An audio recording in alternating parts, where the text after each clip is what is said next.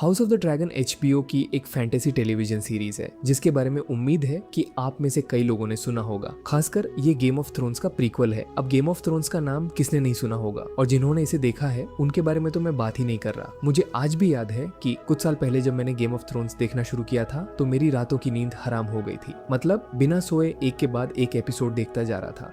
तो जब हमें पता चलता है कि गेम ऑफ थ्रोन्स का प्रीक्वल आ रहा है, इससे बड़ी खबर क्या होगी। जिन्होंने गेम ऑफ थ्रोन्स नहीं देखा उन्हें चिंता की कोई बात नहीं, क्योंकि जैसा मैंने कहा ये प्रीक्वल सीरीज है, यानी पिछली कहानी। तो आपको पहले हाउस ऑफ द ड्रैगन देखना है, फिर ही गेम ऑफ थ्रोन्स देखिएगा। बेशक यह जॉर्ज R.R. मार्टिन के प्रसिद्ध उपन्यास फायर एंड ब्लड से रूपांतरित है।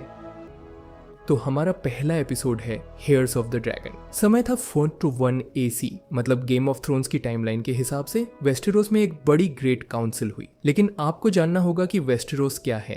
असल में इस पूरे नक्शे में आप जो महाद्वीप देख रहे हैं, एक वेस्टेरोस है और दूसरा एसोस। तो सारी परेशानियां और कहानियां ज्यादातर इसी वेस्टेरोस में होती हैं, मतलब राजनीति का हो या कुछ भी। तो इस वेस्टेरोस में कई राजा राज करते हैं जिन्हें लॉर्ड कहते हैं, लेकिन उन सब के ऊपर एक किंग यानी राजा होता है। और ये ग्रेट काउंसिल बुलाई गई है तय करने के लिए कि अगला राजा कौन होगा, जिसे प्रिंस ऑफ ड्रैगनस्टोन कहा जाएगा। दरअसल प्रिंस ऑफ द ड्रैगनस्टोन की यह उपाधि ईगोन टारगेरियन ने बनाई थी, जिसने वेस्टेरोस के 7 राज्यों को एकजुट किया था। हालांकि यह बहुत साल पहले की बात है, लेकिन वर्तमान में यहाँ जेहेरिस टारगेरियन राज कर रहा है। नाम सुनकर शायद आप समझ ही गए होंगे कि इस वेस्टेरोस में अब टारगेरियन का राज चल रहा है। लेकिन किंग जेहेरिस उनकी उम्र बहुत हो गई है और दुर्भाग्य से उनके अपने बच्चे मर चुके हैं। स्वाभाविक रूप से अब उसे अपने पोते पोतियों में से तय करना है कि इस पूरे वेस्टेरोस पर आगे कौन राज करेगा। कई नाम वहां आए थे जिनमें उस राज सिंहासन पर बैठने के लिए शुद्ध रक्त था, लेकिन उनमें से 2 के नाम सामने आए हैं। एक है राजकुमारी रेनीस टारगेरियन और दूसरे हैं राजकुमार विसेरिस टारगेरियन। मगर वेस्टेरोस की जो संस्कृति और नियम थे उनके अनुसार एक राजा का लड़का होना अनिवार्य था। तो राजकुमारी रेनीस टारगेरियन को नहीं चुना गया, बल्कि विसेरिस को चुना गया। फिर 11 साल बीत चुके हैं। स्वाभाविक रूप से विसेरिस टारगेरियन अब भी यहाँ का राजा है। उसने 9 साल तक राज किया है। हम उसकी बेटी राजकुमारी रेनीरा टारगेरियन को देखते हैं, जो अपने ड्रैगन पर सवार है। उसके ड्रैगन का नाम सिरैक्स है। वह ड्रैगन को लेकर ड्रैगन पिट में लैंड करता है। ड्रैगन पिट वह जगह है जहां ड्रैगन रखे जाते हैं और उनकी देखभाल करने वालों को ड्रैगन कीपर्स कहते हैं। लेकिन ये आम इंसानों जैसे नहीं होते, इनकी भाषा और संस्कृति अलग है। तो रेनीरा का स्वागत सर हैरोल्ड वेस्टरलिंग करते हैं, जो राजा के लॉर्ड कमांडर और किंग्स गार्ड के सदस्य हैं। किंग्स गार्ड वे हैं जिन्होंने पूरे वेस्टेरोस और राजा को हर हाल में बचाने की शपथ ली है।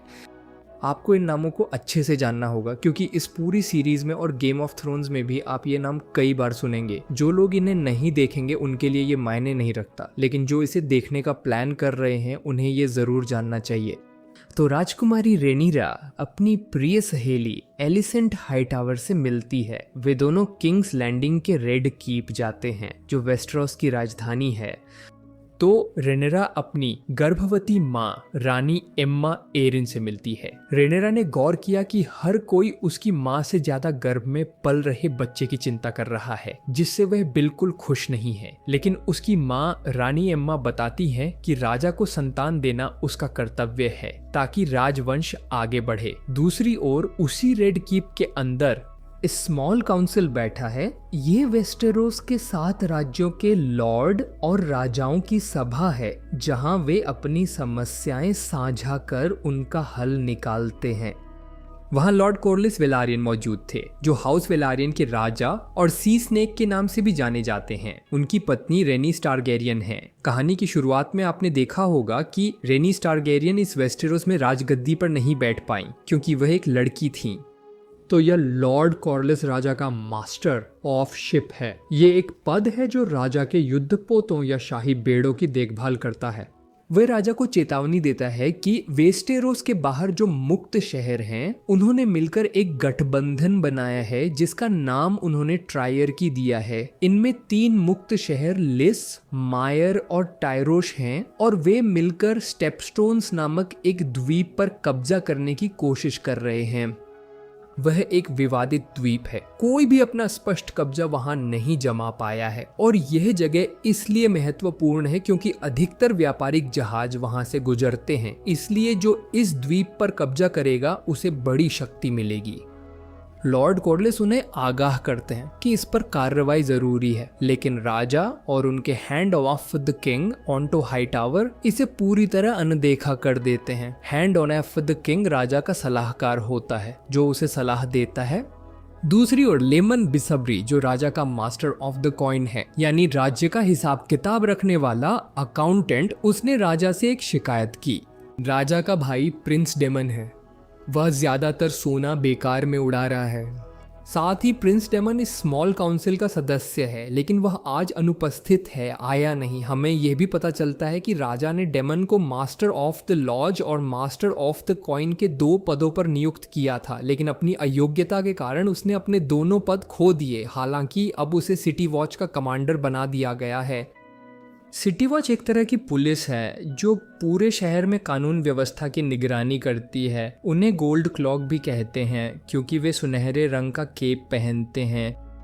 प्रिंस डेमन अपने सैनिकों पर राजस्व का बहुत सोना खर्च कर रहा है, लेकिन राजा विसेरिस अपने भाई की कोई बुरी खबर नहीं सुनना चाहता, बल्कि वह जल्द ही होने वाले अपने बेटे की बात करता है, जिसके लिए वह हेयर्स टूर्नामेंट नामक एक प्रतियोगिता आयोजित करेगा। तब ग्रैंड मास्टर मेलोज ने उससे पूछा कि राजा विसेरिस को कैसे पता कि उसे बेटा ही होगा। उसकी पत्नी गर्भवती है, बेटी भी हो सकती है, लेकिन किंग विसेरिस को पूरा यकीन है कि उसे बेटा ही होगा। मेलोज को ग्रैंड मास्टर कहा जाता है। यह एक ऐसा पद है जिसका महत्व इस 7 किंगडम में बहुत ज्यादा है। वे जो भी सलाह देते हैं उसे बहुत गंभीरता से लिया जाता है। ये ग्रैंड मास्टर मूल रूप से शिक्षित लोग होते हैं जिनका वैज्ञानिक और अल्केमिस्ट ज्ञान बहुत ज्यादा होता है रहते हैं। बाद में राजकुमारी रेनेरिया बड़ी होने पर अपने चाचा प्रिंस डेमन से मिलती है। हम प्रिंस डेमन को उस आयरन थ्रोन पर बैठे देखते हैं जहां केवल राजा बैठ सकता है, जो सचमुच अपमानजनक है। इसी कारण सर हेरोल्ड बहुत गुस्सा हो जाते हैं, लेकिन प्रिंसेस रेनेरिया जानती है कि उसका चाचा यानी प्रिंस डेमन इसी तरह का इंसान है। उसे लोगों को चिढ़ाना और थोड़ा मजाक करना पसंद है। डेमन रेनेरिया को एक नेकलेस देता है जो वेलेरियन स्टील से बना है। यह गेम ऑफ थ्रोन्स यूनिवर्स में एक बहुत ही दुर्लभ धातु है। वैसे यहाँ एक और बात ध्यान देने लायक है। अगर आपने गेम ऑफ थ्रोन्स देखा है तो वहाँ जो आयरन थ्रोन था, यानी राजा जिस सिंहासन पर बैठता था, जो पूरी तरह तलवारों से बना था, वहाँ हजारों तलवारें नहीं दिखती थीं। असली कहानी यह है कि राजा एगोन टारगेरियन को आत्मसमर्पण करने वाले 1000 लोगों की तलवारों से ही यह आयरन थ्रोन बना था, लेकिन गेम ऑफ थ्रोन्स में उसे देखकर बिल्कुल भी 1000 तलवारें नहीं लग रही थीं। पर इस हाउस ऑफ द ड्रैगन में समझ आता है कि हाँ भाई, यहाँ 1000 तलवारें हो सकती हैं। दूसरी ओर प्रिंस डेमन का सिंहासन पर पूरा अधिकार है, पर बात यह है कि राजा को पुत्र की उम्मीद है जो सिंहासन पर बैठेगा, यानी प्रिंस डेमन के सारे रास्ते बंद हैं। बाद में हम राजा विसेरिस को देखते हैं जिनका इलाज हो रहा है। दरअसल वह तलवारों से बने आयरन थ्रोन पर बैठता है, जिससे उसे चोटें लगती हैं और इन्फेक्शन हो रहे हैं। अगले कुछ एपिसोड में हम देखेंगे कि ये इन्फेक्शन और बढ़ेंगे। फिर विसेरिस अपनी पत्नी से कहता है कि उसे पूरा यकीन है कि इस बार उसकी पत्नी एक पुत्र को ही जन्म देगी, क्योंकि इससे पहले उसकी पत्नी ने कई बार बच्चे पैदा करने की कोशिश की थी जो किसी कारण या गर्भपात से मर गए थे। इसलिए अब उसकी पत्नी में नया बच्चा पैदा करने की कोई क्षमता नहीं बची है। उधर उसी रात प्रिंस डेमन को सिटी वॉच का कमांडर बनाया गया है। उसे शहर में कानून व्यवस्था बनाए रखनी है और वह इसे सख्ती से निभाता है। वह अपने सैनिकों के साथ शहर में निकलता है और हर चोर, बलात्कारी या हर बुरे इंसान को पकड़ पकड़ कर वहीं सजा देना शुरू करता है। वह एक क्रूर क्षण था। हर इंसान के मन में एक डर पैदा होता है जो डेमन चाहता था। फिर से स्मॉल काउंसिल बैठी है। राजा का hand of the king onto prince Daemon के खिलाफ शिकायतें कर रहा है। वह शहर में लोगों के बीच डर फैला रहा है, उन्हें बेरहमी से बीच शहर में मार रहा है। वो प्रिंस डेमन वहां मौजूद था। उसकी बातों में भी तर्क था। उसने बताया कि वह लोगों में डर इसलिए पैदा कर रहा है ताकि शहर के सभी लोग कानून का पालन करें। तभी ऑन्टो हाईटावर ने प्रिंस डेमन पर एक टिप्पणी की। वह प्रिंस डीमन से कहता है कि जितनी कोशिश वह शहर को सुरक्षित रखने में कर रहा है उतनी ही अपने पारिवारिक जीवन में करता तो उसकी यह हालत न होती। प्रिंस डीमन शादीशुदा है, उसकी पत्नी रिया रॉयस है जो रॉयस परिवार की राजकुमारी है और रून स्टोन पर राज करती है, लेकिन प्रिंस डीमन अपनी पत्नी को बिल्कुल पसंद नहीं करता। उल्टा उसने ऑटो हाइटावर पर पलटकर टिप्पणी की। हाल ही में ऑटो हाइटावर की पत्नी का निधन हुआ था। प्रिंस डेमन उससे कहता है कि आपकी पत्नी का तो हाल ही में निधन हुआ है, आप रिया को ही अपनी पत्नी बना लीजिए। यह सुनकर ऑटो बहुत गुस्सा हो जाता है। लेकिन अब सवाल है कि प्रिंस डेमन अपनी पत्नी से इतनी नफरत क्यों करता है। सबसे पहले वह अपनी पत्नी को ब्रॉन्ज बिच कहता है क्योंकि उसकी पत्नी रिया अपने शरीर पर एक ब्रॉन्ज आर्मर पहनती है। फिर डेमन की पत्नी रूनस्टोन पर राज करती है। वहीं प्रिंस डेमन इस शहर के सिटी वॉच का कमांडर है। उसे वह पद नहीं मिला जिसके वह योग्य था। रात में प्रिंस डेमन विसेरिया से मिलता है। विसेरिया एक वेश्या है। प्रिंस डेमन उस लड़की को पसंद करता है और उससे अपने मन के दुख साझा करता है कि उसकी योग्यता के बावजूद उसका बड़ा भाई राजा विसेरिस उसे वह पद नहीं देता। अगले दिन उत्तराधिकारी टूर्नामेंट शुरू हुआ क्योंकि राजा जानता है कि उसका एक पुत्र ही होगा। वह टूर्नामेंट आयोजित किया गया है जिसमें राजा के भाई प्रिंस डेमन ने नाम दिया है। पर प्रिंस डेमन का प्रतिद्वंद्वी ग्वेन हाइटावर था जो ऑटो हाइटावर का बेटा है। प्रिंस डेमन और ऑटो हाइटावर के बीच झगड़ा है। वे एक दूसरे को पसंद नहीं करते, लेकिन प्रिंस डेमन ने बड़ी चतुराई से ग्वेन को हरा दिया। तो वहां वह टूर्नामेंट चल रहा है, लेकिन रेनिरा और एलिसेंट वहां एक और चैंपियन को भी देख सकते हैं। वो है सर क्रिस्टन कोल, जिसने बरेथियन परिवार के 2 लोगों को उस टूर्नामेंट में हराया और बाद में प्रिंस डीमन को भी। आखिरकार प्रिंस डीमन तलवार लेकर उसे लड़ने उतरता है। प्रिंस डीमन के हाथ में जो तलवार थी वह डार्क सिस्टर थी। उनके परिवार के पास वेलिरियन स्टील की एक ऐतिहासिक तलवार है, पर नतीजा वही रहा। सर क्रिस्टन कोल ने प्रिंस डीमन को उस लड़ाई में भी हरा दिया। वहीं क्वीन एमा बच्चे को जन्म दे रही हैं, पर एक समस्या आ जाती है। बच्चा बाहर नहीं आ रहा, वह अटक गया है। माइस्टर मेलोस ने राजा को बताया कि अब एक ही उपाय है, पेट काटना। पेट काटने पर माँ तो मर जाएगी, पर बच्चा बचेगा या नहीं इसकी कोई गारंटी नहीं। और पेट न काटने पर भी रानी एम्मा मर जाएगी क्योंकि बच्चा फंसा हुआ है। राजा के पास कोई रास्ता नहीं था क्योंकि वह जानता था कि रानी तो मर ही जाएगी। उसने सबको पेट काटने का आदेश दिया। हत्यारा सचमुच बहुत भयानक था। राजा ने जाकर अपनी पत्नी का हाथ पकड़ा। उसकी पत्नी बहुत भ्रमित थी कि अब उसके साथ क्या होगा, और अंत में उन्होंने क्वीन एम्मा का पेट चीरा। बच्चा स्वाभाविक रूप से निकला।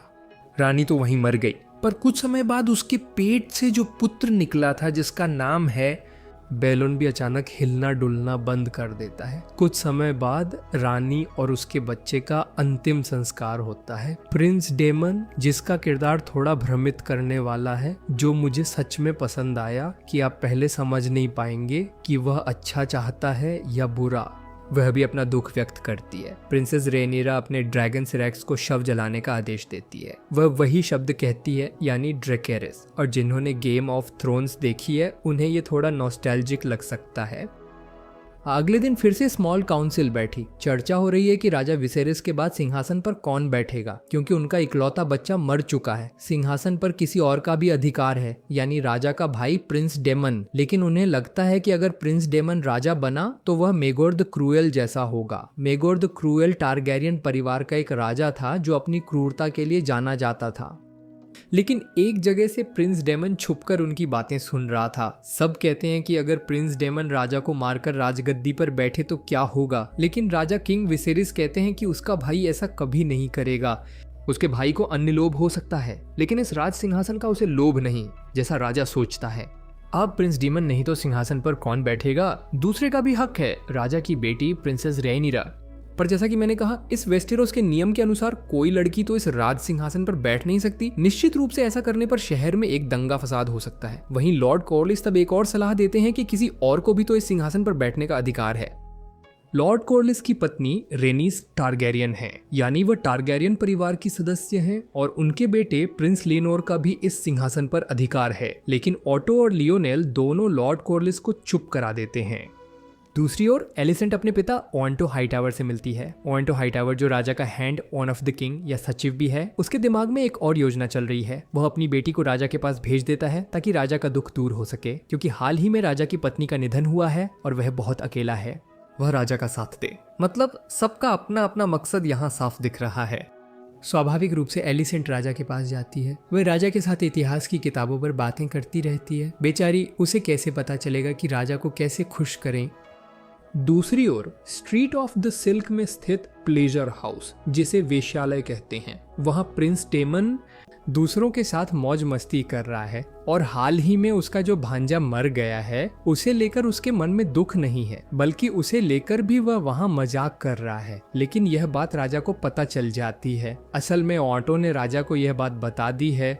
स्वाभाविक रूप से राजा अपने भाई को कई बातें बताता है कि दुख के समय में डेमन को अपने भाई के पास होना चाहिए था, लेकिन वह अपने भतीजे की मौत का मजाक उड़ा रहा है। डेमन तब अपने भाई को सच बताता है कि वह असल में क्या चाहता है। वह कभी भी मन से अपने बड़े भाई यानी राजा विसेरिस का बुरा नहीं चाहता। हालांकि वह यह जानता है कि इस कॉन्टिनेंट के बाकी लॉर्ड्स किंग विसेरिस को एक कमजोर राजा मानते हैं। वे मुंह पर तो कुछ नहीं कहते।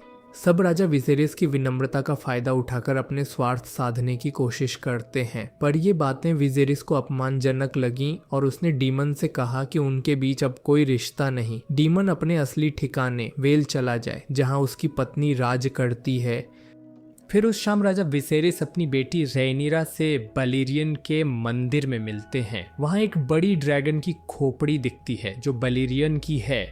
यह राजा एगोन टारगेरियन का ड्रैगन था। उसका आकार इतना बड़ा था कि लोग कहते थे उसकी परछाई पूरे शहर को निगल जाती थी। तो वहाँ पिता और बेटी कुछ पारिवारिक चर्चा करते हैं। वे अपने टारगेरियन परिवार के बारे में भी बात करते हैं। रेनिरा मानती है कि हर कोई टारगेरियन का सम्मान इसलिए करता है क्योंकि वे ड्रैगन्स को नियंत्रित कर सकते हैं, यानी टारगेरियन की असली ताकत ये ड्रैगन्स है। उस जगह राजा विसेरिस अपनी बेटी का महत्व समझता है। वह बेटे की प्रतीक्षा में था, पर यह नहीं समझा कि उसकी बेटी भी यह गद्दी संभाल सकती है। वहां हमें कई बातें पता चलती हैं कि एगोन द कॉन्करर ने एक विजन देखा था जो शायद भविष्य में सच हो, या एक भविष्यवाणी कि नॉर्थ या उत्तर से एक सर्दी आएगी जो इस वेस्टरॉस के सभी जीवित प्राणियों को मार डालेगी। इसीलिए तो गेम ऑफ थ्रोन्स की एक बात आपने सुनी होगी, विंटर इज कमिंग। इस भविष्यवाणी की कुछ झलक हमने गेम ऑफ थ्रोन्स में देखी है। खैर, मैं अब स्पॉइलर नहीं दूंगा।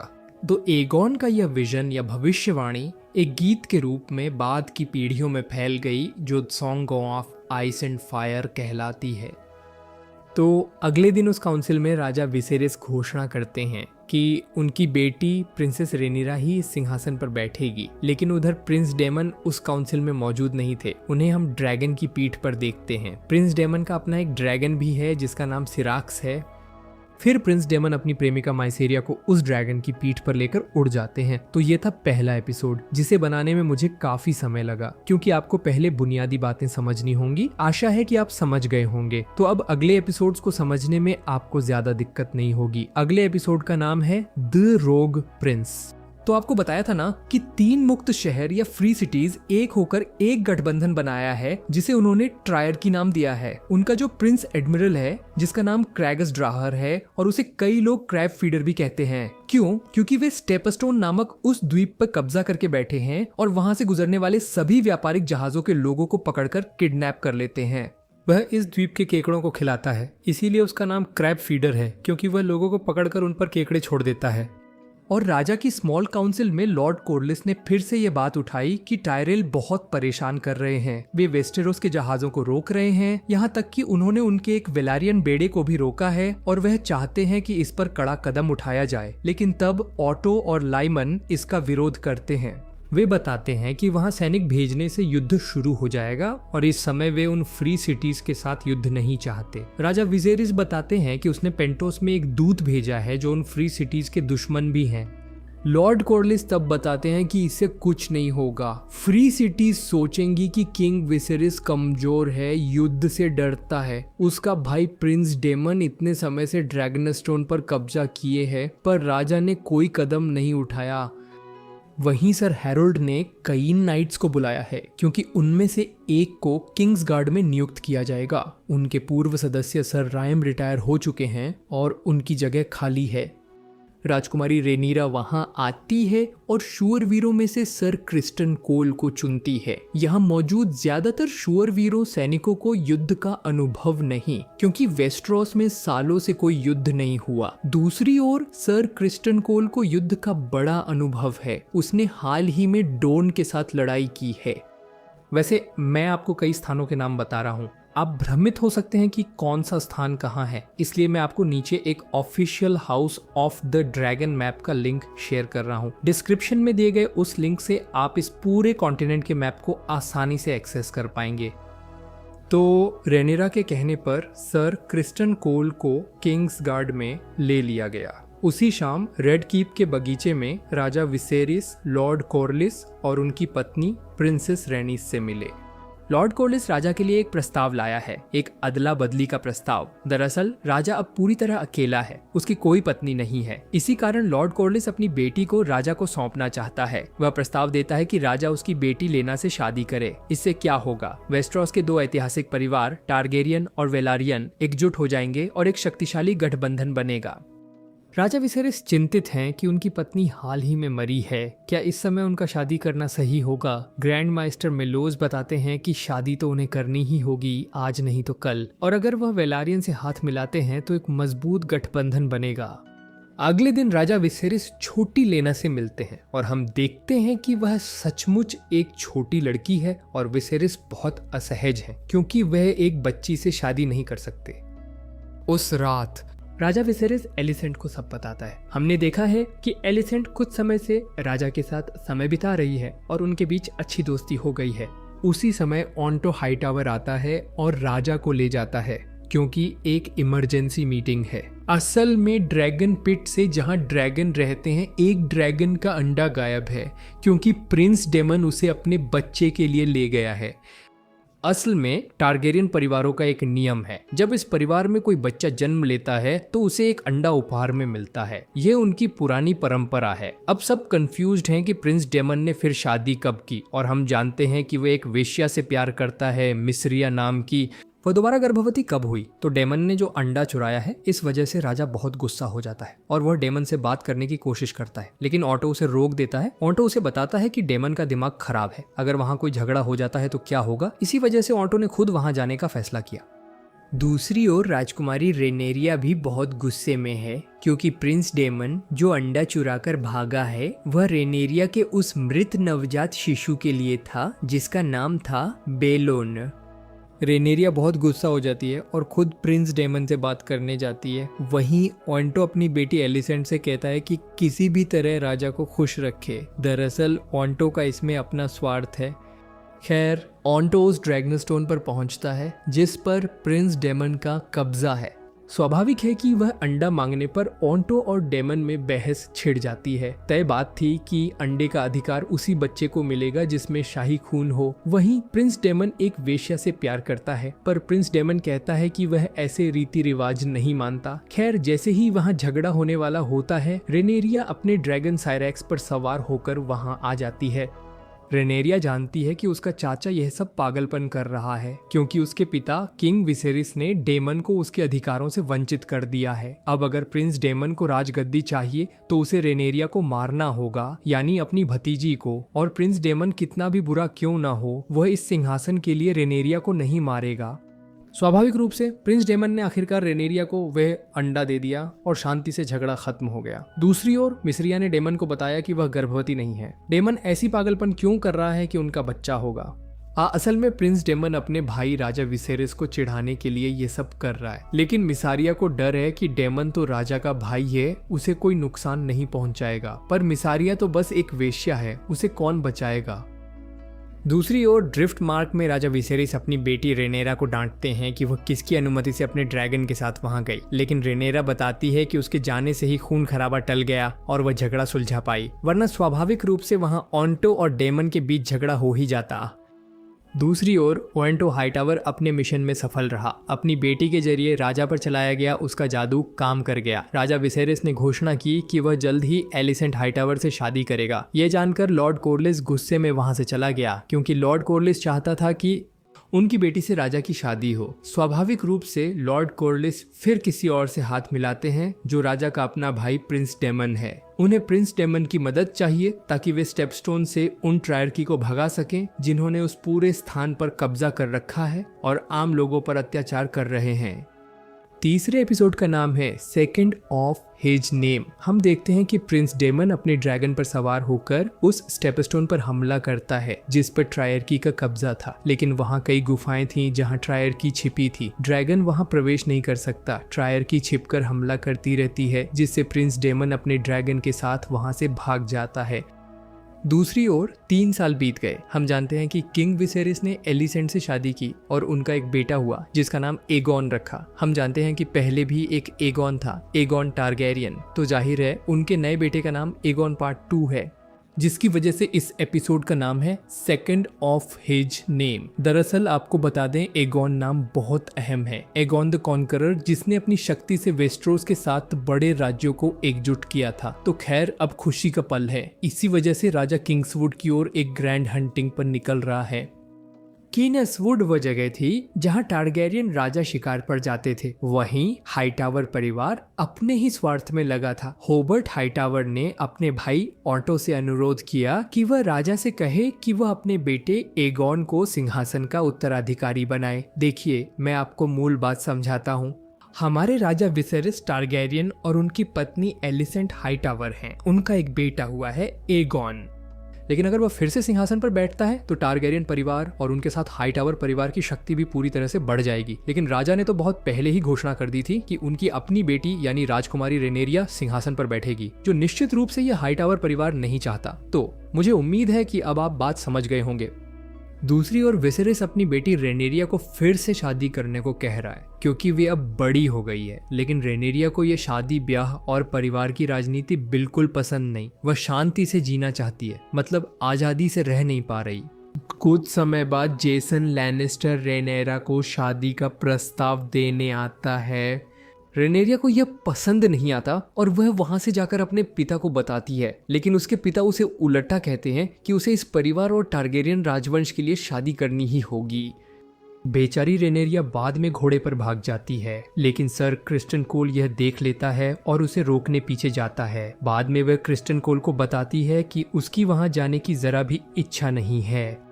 तो जैसा कि मैंने कहा, राजा वहां शिकार करने आए हैं। वे एक सफेद हिरण का शिकार करना चाहते हैं। यह एक दुर्लभ सफेद हिरण है, राजशाही का प्रतीक, यानी राजा उसे शिकार कर अपनी राजशाही पहचान दिखाते हैं। पर कुछ समय बाद जेसन लैनिस्टर किंग विसेरिस से मिलने आता है। उसे एक भाला भेंट करता है और साथ ही विसेरिस की बेटी रेनेरिया का हाथ मांगता है। ये सुन विसेरिस आग बबूला हो जाता है और जेसन को वहां से भगा देता है।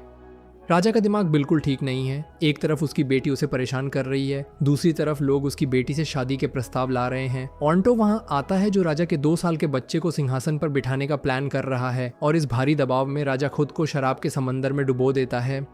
फिर लॉर्ड लियोनेल स्ट्रॉन्ग ने राजा को सलाह दी। राजा सोचता है कि लियोनेल अपनी बेटी रेनेरिया की शादी अपने बेटे हार्विन स्ट्रॉन्ग से करवाना चाहता है, लेकिन लियोनेल कहता है कि उसका ऐसा कोई इरादा नहीं है, बल्कि रेनेरिया के लिए वेलेरियन परिवार का लेनोर वेलेरियन एकदम सही रिश्ता होगा। इससे वेस्टरोस के 2 पुराने परिवार एकजुट होंगे और इस पूरे राजवंश को और मजबूत करेंगे।